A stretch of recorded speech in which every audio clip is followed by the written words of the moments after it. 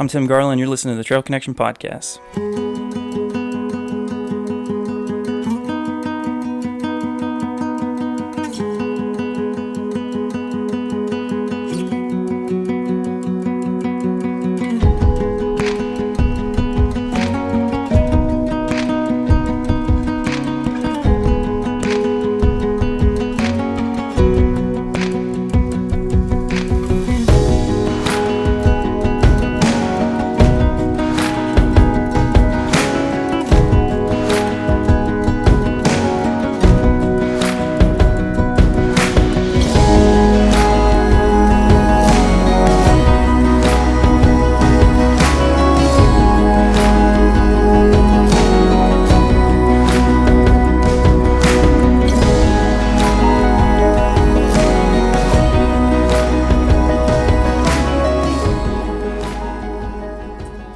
Everybody, welcome back to the Trail Connection Podcast. This week, I've got my friend Crystal Alonso and her husband Perry, and I'd like to welcome you guys to the show.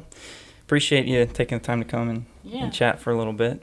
This is my first time meeting Perry. Heard a lot about him, a lot of good things about him, but wanted to bring them on and talk a little bit about their adventures, and they've got a lot of experience checking out national parks and going on hikes and camping trips and stuff. And so I thought they'd be a real good guest to bring on, and also wanted to congratulate Crystal for being the first female guest that I've had on the show. Yeah. So welcome, guys. If you want, let's take a minute and introduce yourself a little bit. Maybe tell the audience what you do, and you don't have to say who you work for if you don't want to. Okay.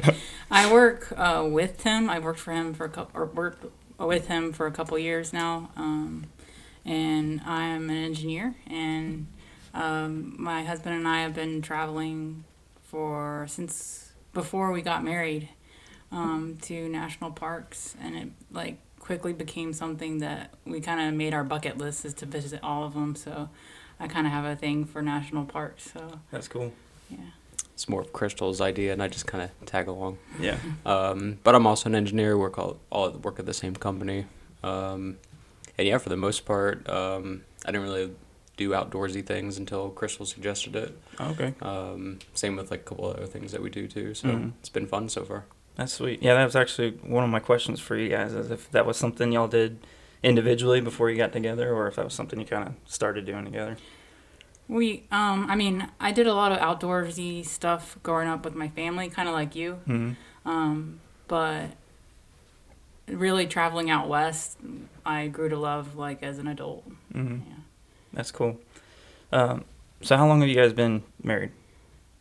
Almost 7 years. Almost 7? Yeah. Okay, cool. And so that's about how long y'all have been doing this kind of stuff together? Probably 8. Yeah. Okay, cool. Yeah, 7 or 8, yeah. What was the first thing that you did, first place you went? First trip, we went out to Arizona. Cabin? No. Oh, you're right. That was our first trip to the Smoky Mountains National Park. Yeah. We took a trip up there. That's a good one. Yeah. That's kind of my roots too. That's where my family used to go up there, and Grandfather Mountain and Smoky Mountain National Park, that area up there. Yeah. That's a really cool spot. And I'm kind of starting this year with the national park before COVID derailed everything that we know of real life. I was kind of, my goal this year too was to start checking off the national parks, and so we started with Indiana Dunes. So my wife's from Chicago. It's a brand new one. Yeah. So she grew up going to that park all the time, just a recreation thing. They used to go and hang out there a lot, and so we were up there for New Year's, and the whole family went. So that was kind of a cool, sentimental way to kick it off and get going with that bucket list. So I bought my passport when I was up there. Oh, cool. Nice. And got my first stamp there. So, and then we planned on hitting Mammoth Cave and Smoky Mountain on the way home. But we didn't plan the trip home very well. One of the kids got sick, and my wife wasn't feeling well, so we got a late start. And we pulled up to Mammoth Cave 30 minutes after the last tour. And so, it was a 4 or 5 hour drive from where we were at to there, and that was pretty disappointing. And then we ended up, just blowing off Smoky Mountain. It's we need to get home. Yeah. Yeah, the planning part of it takes a little bit of finesse to it. Yeah. Because at first, you were wanting everything under the sun. Yeah, and I had to scale back on And we the went amount of for things it. we could do Yeah. comfortably, Mm-hmm. So. Let's see here. Okay, so that's a good one of my questions I had set aside was like, you've talked a little bit about how you guys set up your trips, and I think what kind of intrigued me about it whenever we first started talking about this was like the process y'all go through to like pay for the hotel or pay for the flights and the rental cars and stuff, and like how you've been able to do these really cool trips on a low budget. So Yeah. you want to run through that real quick? Sure. Yeah. I guess what I start out with is like obviously identifying. It's all centered around parks. The national park that I want to go to, and we pick that, and then we pick the time of year. It's very important because things like I don't know if we were going to talk about Zion the Narrows. Yeah, yeah. But Towards the end, yeah, yeah. the time of the year is really important for different, depending on what hikes you're looking to do Mm-hmm. and how crowded you want it to be Yeah. when you go. So picking the time of the year and setting that kind of in, then doing a lot of research about what it is you want to do, and getting flights in the rental cars. Do you want to do one way? Do you want to do a loop? Mm-hmm. Like, because we try to hit multiple parks. Like Yeah. usually 2 is probably a good amount for a week's long Okay. trip. But So- we use our we have a Southwest credit card. Yeah. And we put everything on it that we can so that we get all the points. Yeah. Get our flights for free. Yeah. And then I do the same thing on my credit card, and then we get like every other trip, my rental car Wow. pays for itself. So Yeah. That's a pretty sweet deal. Yeah, before at my last job in consulting, we booked all of our own flights and hotels and stuff. So Mhm. it made it really advantageous to get like a fly always Southwest or Yeah. fly always wherever. So for a while, we were getting like $30-$40 flights, like round trip Wow. with like bags checked and stuff. So Crystal Wow. chewed through those pretty fast. yeah. Yeah. But I mean, another point to make it a little cheaper too is trying to find the airport that's close to a few parks you want to go to, but cutting out the hotels probably saved us like $600 to $800 Yeah. a trip, Yeah. and that was big. That was a Mhm. big one. I didn't really notice it until after. Yeah. So when y'all were doing the national park stuff first, were you like just planning the trip to go to that area, staying in a hotel, and then doing the park, or were you actually planning to go camp and hike like early on, or was that something that kind of you figured out this is a cheaper way to do it if we just go and kind of do the adventuring part, and then we save some money on the hotel and we get to sleep outside? I think the hotel was probably an afterthought. Oh, okay. Well, 'Cause- what we do now is like at the end of our trip, we usually take a week-long trip because we work days. Mm-hmm. But at the end of the trip, we'll spend like 1 or 2 nights in a hotel to kind of like ease back into reality again, Mm-hmm. and Yeah. also to sort of like get ourselves cleaned up to Make an Go actual back. vacation, Yeah, that's cool. because it can get a little grimy when you're camping for like 3 or 4 days. Oh, for sure. Yeah. And, doing a bunch of hiking and stuff. Yeah, the last couple section hikes I've done on the AT have been like I drive up, put on, and then like pull off and come home. And so like the last one I did with Brad, that was like straight off the trail. We went back to not the Halo outdoor, not outdoor. That was the Amacoa Falls State Park, and like our shuttle driver was like, "Hey, there's a shower in the back of this one." Yeah. So like we went in there and got cleaned up, and then jumped in the truck and we drove home. Yeah. 8 Yeah. hours. So that's not always ideal, but yeah, having that on the back end where you can kind of get cleaned up and refreshed a little bit before you travel would be great. So Yeah, I'd say our first couple trips too, we weren't really thinking about camping Camping, so yeah. much. we eased into that. We were Yeah. more of just looking at what are some of the bigger trails that we could do that are fun, mhm. but weren't really. We didn't have a camping lot at of the gear. time. Yeah, We had We like kinda- Camelbacks to start. we acquired our gear over the years. Yeah. Kinda. What was the first piece of gear you bought? A I bag? think it was our Camelbacks. Camelbacks, yeah. Yeah. Okay. Yeah, just for day hikes, because I got one of the bigger ones, you got one of the smaller ones. I think I have like a mule or something. Mhm. So I would pretty much hold lunches for us, Yeah. Gotcha. and have enough water for both of us at least, Yeah. between the two of us. Were y'all able to do that trip where you had to pack in all your water, or did you say that We- you couldn't do that one? So that was the Guadalupe Mountains National Park. Remember, we were planning on doing the 3 days, and we had to pack all our water, but then I got allergic to Oh yeah, something up there. up there, and then it was like 50-mile-an-hour winds. Yeah. Oh wow. Very windy spot. Yeah. So we ended up just doing day hikes.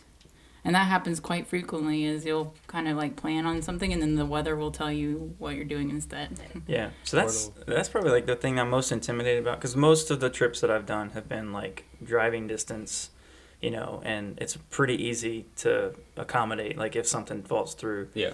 But I've never done a trip out west, like, we'll talk about it here in a couple minutes, but like my goal is to like do the Narrows pretty soon, or within the next year. And so like that makes me nervous to like go through all this effort, book the flights and all that kind of stuff, and then like get out there and something unforeseen happens. So Yeah. I'm sure, I mean, that's a very real possibility. So. Yeah. I mean, it'd be crummy and you just have backups, but Yeah, I mean, backup hikes are always good. Yeah. there's plenty of them. That's cool. Yeah. But I mean, at one year, I mean, we were in Yosemite in September. It snowed. No, Yellowstone. Yellowstone, that's Yeah. right. Never snows, like it snowed I think like once or twice in like the last 20 years in the time frame we were there. Mhm. And we woke up and we were covered in snow. Oh, Had wow. none of our snow stuff or anything like that. It was- Yeah, and the day before we got chased out from Jackson. What's the Grand Teton National Park? By the largest fire there ever was in that park. So we Wow. were chased out by fire and then snowed on, snowed on, yeah. Wow. all in like 24 hours. So y'all got the preview to 2020? Yeah, that was a couple years ago. Yeah. Yeah. Yeah, that's nuts. Okay, let's see here. So what are some of the other places that you guys have been to? You mentioned Guadalupe and Grand Teton, Yellowstone. How many parks have you checked off your list? I think it was 7. I think I counted 17. Was Okay. it? Yeah. Do you want me to try to list them, or Yeah, just what are some of the top ones that you remember? That like were probably your favorite? my favorites? Yellowstone, Yosemite, and Zion probably. Mhm. But and I also really liked Great Basin National Park Okay. and Kings Canyon National Park. They were more secluded, Mm-hmm. not as many people, but you still had like Kings Canyon still has the sequoias in Okay. it. And Where is that at? I don't remember. Kings Canyon is next to Sequoia National Park Okay. in California. Yeah, I think that's the spot that my wife wants to go. Is that the white trees with the yellow leaves? No, They look that way, or is No. that something different?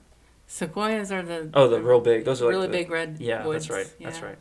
No, They're I'm trying to think of I can't remember what kind of tree they are, but there's this one The spot. aspens or something? It might be the aspens. Yeah. Like oh aspen yeah, trees? Yeah. Yeah. She was Where do like, we see a bunch of those?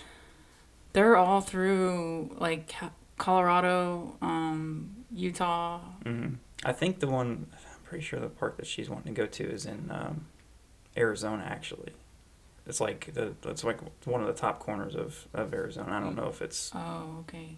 Like I'm not near sure. near Four Corners. Yeah. Where, okay. Yeah, I think it's in there. I gotta go back and look. I've got a ton of stuff like pinned that I wanna go check out. But being a rookie, not an East Coast person and Florida boy, who only goes up to the Appalachian Mountains every now and then.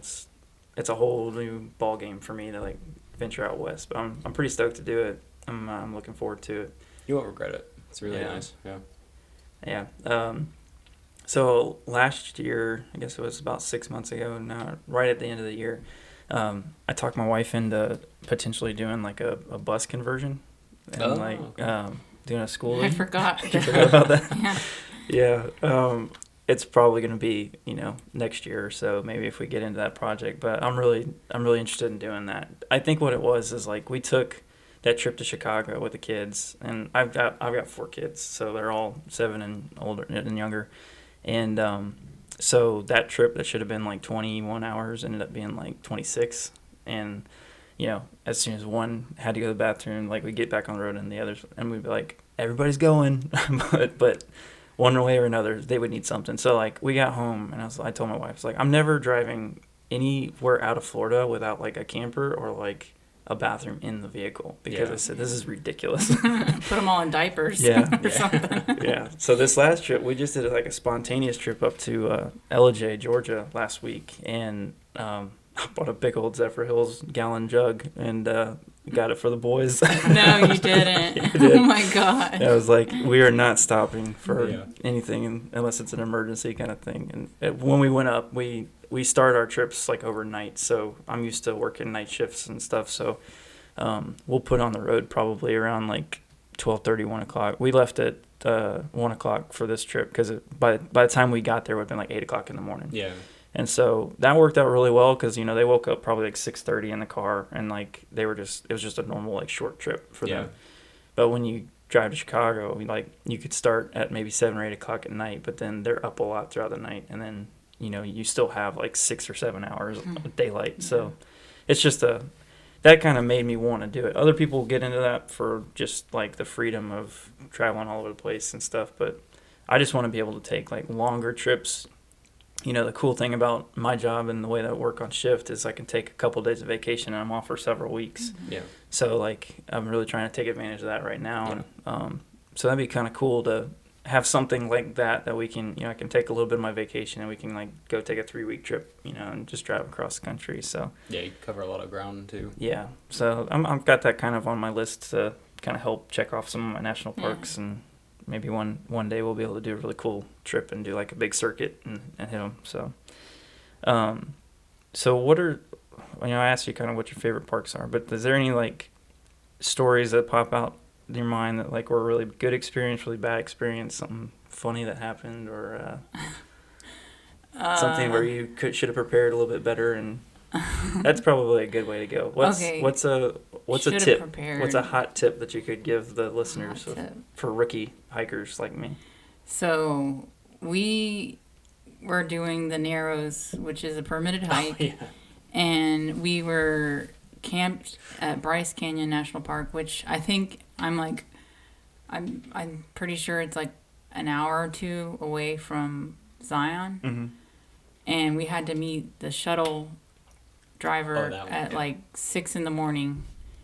And so we were up at like 3 o'clock in the morning at our campsite trying to pack for a backpacking trip and not wake everyone else up around us. Couldn't really see. We were like angry at each other, like very frustrated. We ended up hitting a coyote. Yeah, on the way over there. With your vehicle? Yeah, going like 90 miles an hour, trying to get there on time. And oh man. Why are we both laughing the most at that part? But because it was a nightmare. It was a nightmare. And then we get in the shuttle, and we realized that we were trying to like get rid of weight. Mm-hmm. And so I didn't have my phone, he didn't have his phone, and we didn't have our GoPro, so we didn't have any way to take any pictures on this beautiful hike. Yeah. So that was a tip would be to not like logistics. Think about when you're having a backpacking trip, like be somewhere where you can actually pack your backpack and not have to like be out at that time of the day. Yeah. Yeah, don't be sleeping in the things you need to pack at 3 in the morning. Yeah. There you go. And on the way back, so I forgot about that whole part, but on the way back, so we had to rent these like water shoes or whatever, so because it's rocky and it'd be slippery. And so it's a 16-mile hike, took 2 days to come back down, and by the time we were done, we realized we didn't have flip-flops or anything. So we had to walk like another mile in these stupid shoes. Oh, wow. And like it tore up our feet too, because I guess they were like drying out and getting weird. We were getting weird looks from everybody. Yeah. Yeah, I forgot about that. Yeah. Yeah, the preparation piece. I learned that lesson big time with my last AT hike, because like I took my buddy Brad and we were gonna start at Amoco Falls and just go from Springer Mountain like a couple days, and I knew we needed to get a shuttle, and I knew that like we needed to arrange for a ride back to the park, but I didn't get that arranged ahead of time. I was like, we can just Uber, like it's age of technology. I can pull out the app. I'm sure somebody's in the area. And, we were on the drive up there, and he's like, so what are we doing about the shuttle? And I was like, we'll figure it out. He's like, we probably need to figure that out, like, now. And so it got to be, like, when we were on the trail, it was we were trying to meet people so we could get information on, like, how to get a shuttle back. Nice. So, yeah. But that kind of stuff can turn into cool stories. Yeah. But definitely, like, from a safety perspective, like, that kind of thing. I've talked a little bit about it before on previous episodes, just to make sure that you have like the logistics and like the important stuff where you're not going to get stuck, or like in that kind of situation where you're could potentially injure yourself because you don't have the right equipment. Like that's stuff you probably want to try to get ironed out beforehand. Yeah. So. But as far as like the good side of things, I mean, always try to take the harder hikes, I would say. The ones you drive up to are kind of nice, and they're, everyone's around, and the sights are nice, but it's really the things that are like 10, 12 miles away that are the better ones. Those are take a little bit longer to get to, a little bit harder to get to, but there's just less people, less noise, and you see more things. Yeah. So I'm gonna get a deep question for you real quick. So that trip where you didn't have your camera, do you think that trip stands out more in your mind because of like the fact that you're kind of there in the moment, or do you think like some of the ones that you have in these books are more memorable? Is that way too deep for you? No, or do you not understand what I'm asking? I mean, it was nice to have that 100% disconnect from like phones and cameras and not really having to worry about anything. It's kind of maybe a hidden blessing too, because navigating some of those areas was a little bit tough. It was just really slippery at some points, and we had to go swimming in a couple others. Yeah. I think, for me, I think it was probably a better experience. It was hard at first, like the first couple hours. I was kind of bummed because I didn't have my phone, and I take a million pictures. And but like once we kind of got into it, where we had to focus, like he's saying, like it was kind of technical hike. I think it was better. Yeah.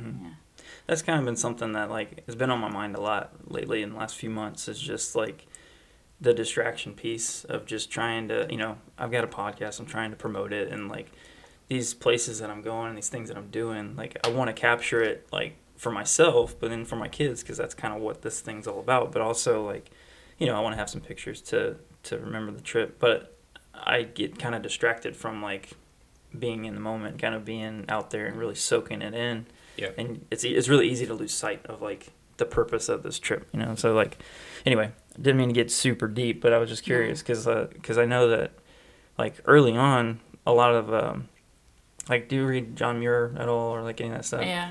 So our coworker Justin, who I brought on the show before earlier, he's all about like the outdoor philosophical kind of stuff, and so he talked to me a lot about John Muir earlier. When we were talking about doing stuff outdoors and stuff, and like those writings, he obviously they didn't have pictures or cameras or anything like that, so just the writings, kind of like hearing the descriptions and kind of hearing that kind of stuff where he soaked it up is pretty cool. And I started a little like journal whenever I started my first AT hike, to where like I would just kind of do a recap of the day and just like stuff I thought about, describe the sites and that kind of stuff. And it's pretty cool, like to go back and read that. And for my kids too, like to hear me describe it from my perspective. So anyway. Yeah, I think it's a fine balance, because so on that trip we didn't have anything right, and it was great. But on some others we've had where I've just had a GoPro mounted on my shoulder taking video. I'm not really thinking about it at that point. Yeah. And going back and seeing some of that stuff is, for me, I have a hard time really remembering a lot of the trips. Gotcha. So seeing all that stuff and seeing pictures like brings a lot of the stuff back to me too. Yeah, that's cool. So up until this year, I didn't have a GoPro. I didn't use it. I just would take pictures with my phone or a camera if I took a camera. And so it was a lot more of a distraction. But yeah, like the hands-free stuff makes it super easy. Yeah. And so like I mentioned on my last episode that I got a new camera. So I'm using a GoPro Max now, which is 360. And that really adds like a totally different like dimension whenever you're recording out on the woods or whatever. Because you can shoot it in 360 and you get like the whole surrounding area. Oh, okay. And like the cool thing about the technology is like you can go and actually like flip the frame around and shoot the whole thing and then go back and catch like the good parts. You know?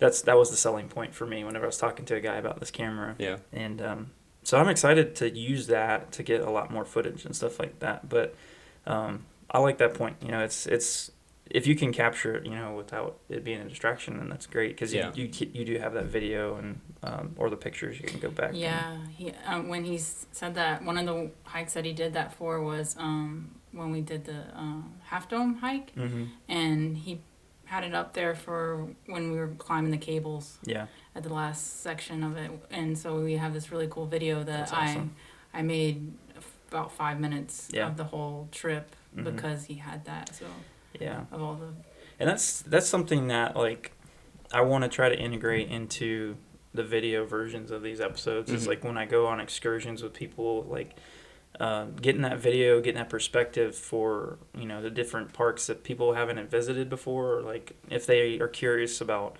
what the terrain looks like or what it looks like. Because a lot of so to fill you in a little bit on my podcast, and Crystal's she knows about it, but my whole goal is to try to bring my audience along with me, learning on this process and learning how to get into this hobby. Because I've always grown up hiking and camping, but I never did backpacking or anything like that or overnight trips. Yeah. And so I got into that several years ago. About the time that we met at work, Yeah. I was just starting to kind of buy gear and everything. So she gave me some pointers on like what not to buy, and she told me that I was definitely going to pack too much on my first trip, which Yep. I did. But Yeah.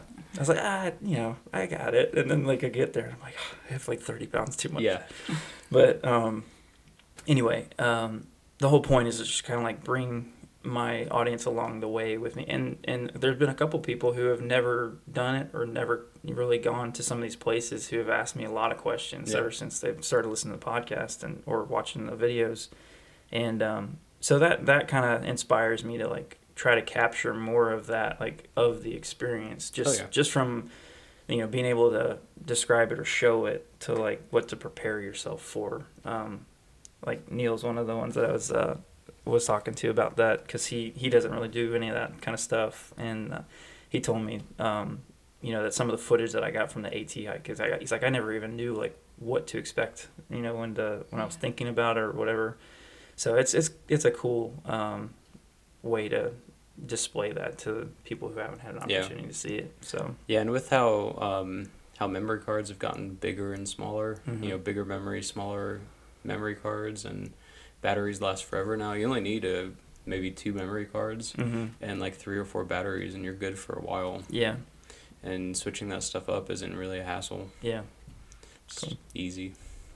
So another piece that I wanted to kind of cover today, kind of segueing into the rookie and beginner part for me, is when I started talking to you about getting into backpacking and doing some of these trips. I was telling you some of the places I wanted to go, and you mentioned having to get permits or secure spots, and yeah. that was a process that was totally new to me. As far as like the lottery system thing, I was used to that from hunting, but not from like acquiring a permit to go camp or hike. And so you want to run through kind of how that process works for people who have no clue like what we're talking about right now? Sure, yeah. So some of the more popular hikes definitely have it for just day hikes, like the Half Dome. I'll use the Half Dome as a example. Okay. So there's 2 different ways to get a permit for the Half Dome hike. One is the like day of lottery system where you apply online. It's like you just fill out a few things about yourself and and you find out like within, I think it's like 24 hours of the hike whether or not you could get it, and you can apply for the next day if you don't get it that day. And like, so we've done that before. We I think tried 3 days on our first time to Yosemite to get a Half Dome permit. We weren't not successful. Okay. So the other way is in March, they have a application process where you go through and you can kind of put in like, okay, these 8 weekends or these 8 dates are the dates that I would like to request number for. And then they'll email you back once you submit your application what day you get, if you get one. Okay. And then you can kind of plan your trip around the whole thing. So for us, when we did Half Dome, we got July 5th last year. So how much time do you need to like allot for that? Like when you go through that process so you can have enough time to book flights and all that kind of stuff. Okay. Is it like, what's the duration that you have to like lead up to that? Yeah, every hike is different. So you want to check, like I would, in general, if you want to do a certain hike or a national park, you need to be planning like a year in advance. Okay. Is what I would say. It would be the optimum time.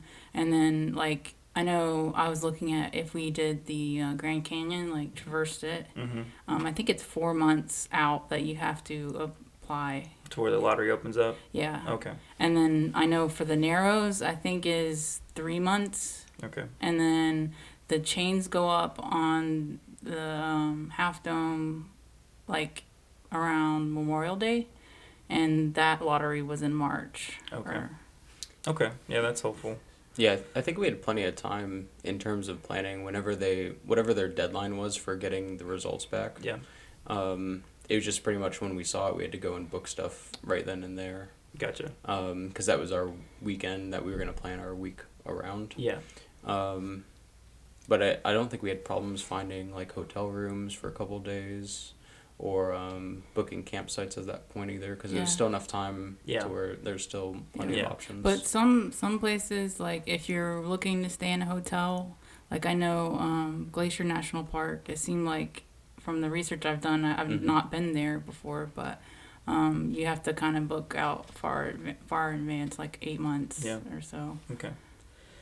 All right. Well, the other thing I want to ask you too is because when you were telling me about y'all's trip to the Keys recently that you did, run through kind of like how you prep for a place you've never gone to before. Like how do you go through to pick different things that you want to check out or like plan a trip to some place you've never been? Yeah. I always check out the top Google like top things to do in blah blah blah, and then I check out what's on there. Like pretty much we stick to outdoor stuff. We're not like city people. Yeah. So I'll figure out what there is to do. I'll figure out the best hikes. Like I'll go on all trails or different hiking sites to figure out what the best hikes are. Or actually, a good place to go to is the national parks website itself. Yeah. Because a lot of the times they'll kind of say these are some good routes to take. Okay. Like in the surrounding areas or within parks? Within the park. Okay. Yeah. And so I kind of figure out like what from most important to least important to do, and then how long those things will take.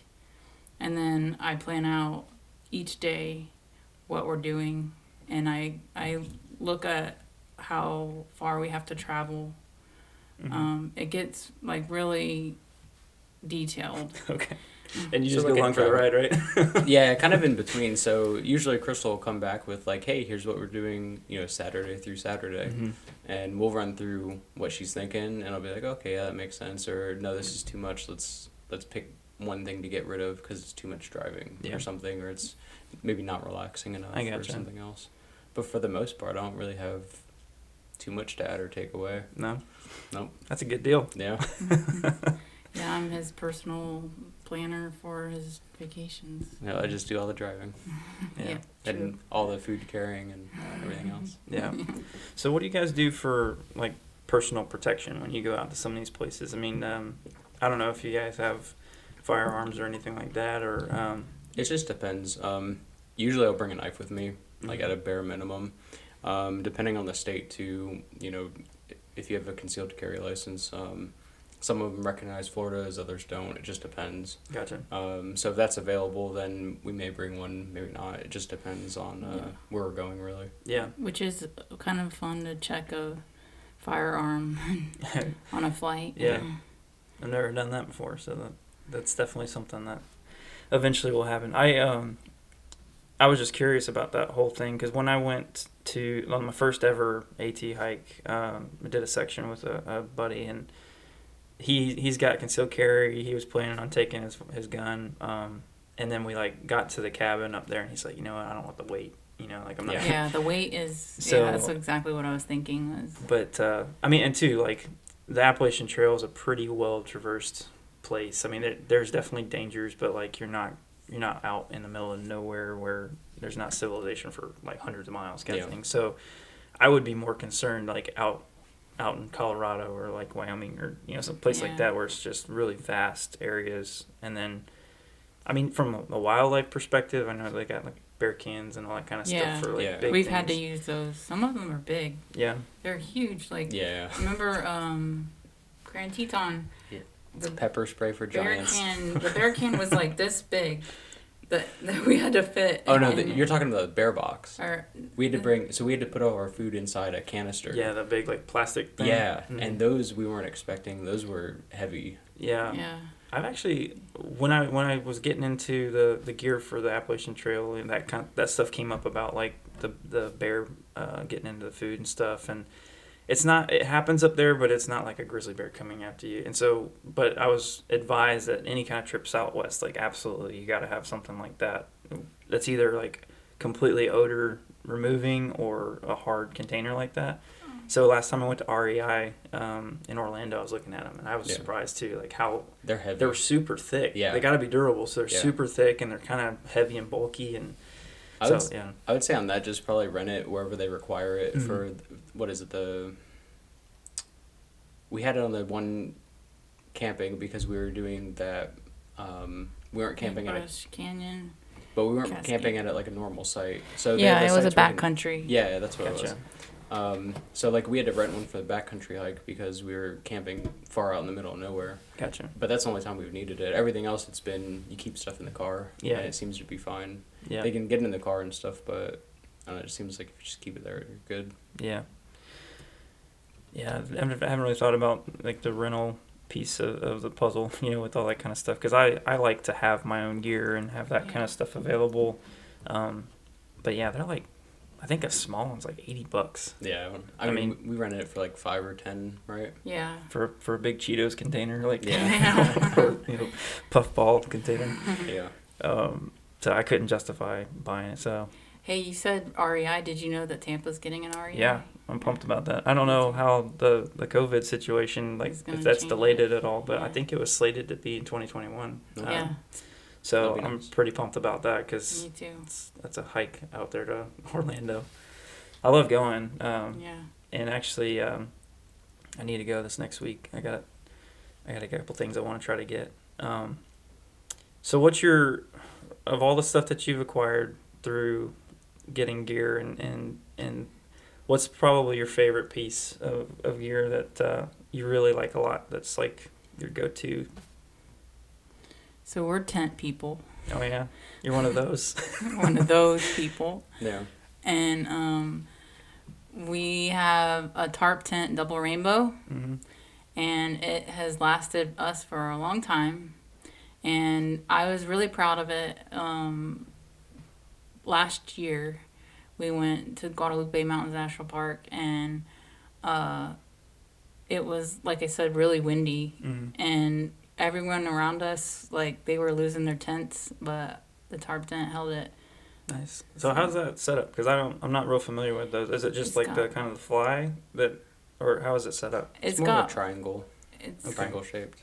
With it's like a rounder triangle at the top, and Mhm. on the inside is a fly. yeah, the Okay. flies on the inside. Gotcha. But it's just big enough for both of us, Mhm. side by side, with our gear at our feet and at our head. Okay.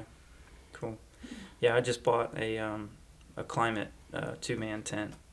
It should be here on Monday or Tuesday. I'm pretty pumped about. It was the last time me and my wife went camping. We used my 1-man, and it was Oh no. it was extra snuggly. Yeah. Neither one of us slept very good from like just we were super cramped in there, but also like she was freaked out because we were in the woods and she's not used to sounds and stuff. So that was a fun trip. I really enjoyed it, but we both were super tired when we came back. Yeah. Just didn't sleep too much. But When he said that, it reminded me of Yeah, the talking about whistle. stories. The rape whistle guy. Yeah. Where were we? I don't know. So I can't remember where we were. It had to have been like, no, it was was where, a when I had the national headache. park. When I had the headache, where we were. Great Basin, I think. Was it there? It might have, no, maybe it was at the Tetons. It was one of those two. Anyway, so it got really late, and we noticed this one site next to us had a tent, and no one came back until like way after dark or whatever. And then somewhere in the middle of the night, all of a sudden this whistle starts blowing, and I was just like, what is going on? And it kept happening for like an hour to an hour and a half. And I can't remember if I yelled something. I was like, "Hey man, you good?" And it was this guy camping. It was his first time I talked to him in the morning. He was by himself, and he was freaked out because he heard animals like rustling around. Yeah. And so in the middle of the night, he goes, "I hear animal." I'm like, "It's okay, like, they won't bother you." And then he just went to sleep, and now everyone can sleep. So he's just using the rape whistle to like scare him off. Yeah, it was one of those like warning ones. That's funny. Man. All right, well, that pretty much covered everything that I had on my list that I wanted to ask you guys about. What's a hot tip that you can give the audience of, because there's quite a few people that listen to the show that are newer hikers, and we talked a lot about like preparation and that kind of stuff. Is it like, what's the probably biggest lesson y'all learned from getting into this hobby and getting to travel around a little bit? Like what's like the one thing that you would tell a new hiker? I know for me, you told me like, go over your gear several different times. Like you're gonna pack way too much. I was gonna say pack light. Mm-hmm. I mean, it's a learning experience. So everyone's gonna figure out what works for them over time. So a lot of the thing is just to try different things. Mm-hmm. So some of the two things I would say is bring way more water than you think you need, and you probably don't need as much food as you think you need. Yeah. But don't be constrained by what things come packaged in. So what I mean by that is my sleeping bag is bigger than Crystal's, and it doesn't fit in my pack when it's rolled up and in the bag that it came with. So for a while, I would just keep it strapped to the back of my pack. Mm-hmm. But that was really heavy just from it bouncing around. I got really tired. And I can't remember what happened, but I ended up just stuffing it in my bag at one point, and instead of rolling it up, either we were in a hurry or something, and the thing was a lot lighter after that. And so since then, I've stopped rolling the thing up. I just shove it in there and put the tent on top instead. Okay. So I'd say play around with how you set up your gear and see what's comfortable. Yeah.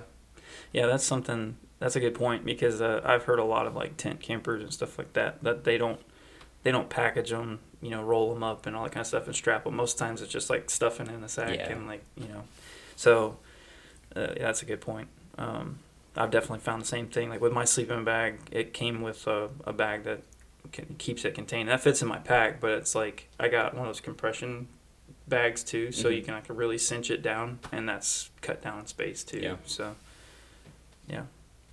You got anything else? Are you good? So are you planning on a trip?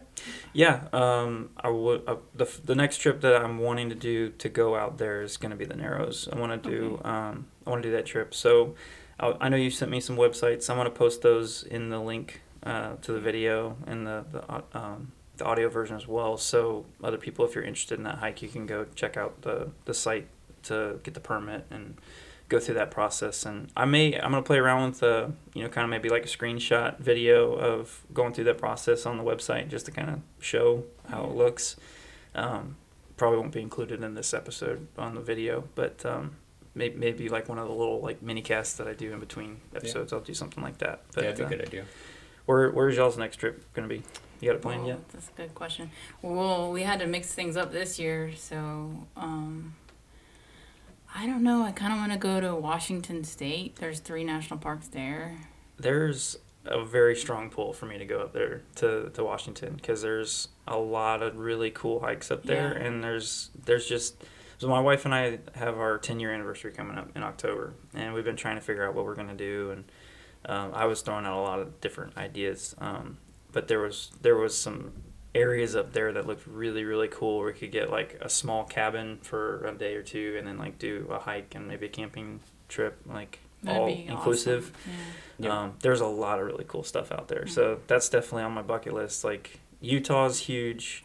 I really want to go to Wyoming, and then I want to head out to Washington, Oregon kind of area up there. But I think the first trip out west that I'm planning on taking is Utah. And if it works out, I've never been to the Grand Canyon, and my wife is like, she's gone a couple times with her family. She's like, you can't go unless I go with you. So it might be an opportunity for us to kind of go together and experience that, and then maybe hit up to Utah and do some stuff up there. So Well, I really appreciate you guys taking the time and coming out and Yeah, thanks coming on the for show today. Yeah, having no us. problem. So it's been good chatting, and I look forward to hearing about your future trips, and I'm probably going to be hitting you up for some pointers on how to plan mine. So Yeah. for everybody else that's listening, if you haven't had a chance to check out our YouTube site, we got the video versions of the website of the podcasts that come out there. We have been doing them about once a month through the pandemic, but I'm planning on ramping up the frequency here in the next few weeks, so they should be back on schedule, coming out every 2 weeks. And then, if you have social media and you want to check out some cool pictures and stuff like that, you can follow us at The Trail Connection on Instagram and on Facebook. And give us a like, give us a follow, subscribe to the podcast if you like it, and let me know what you think. Thanks, guys. Until next time, I'm Tim Garland, and this is The Trail Connection.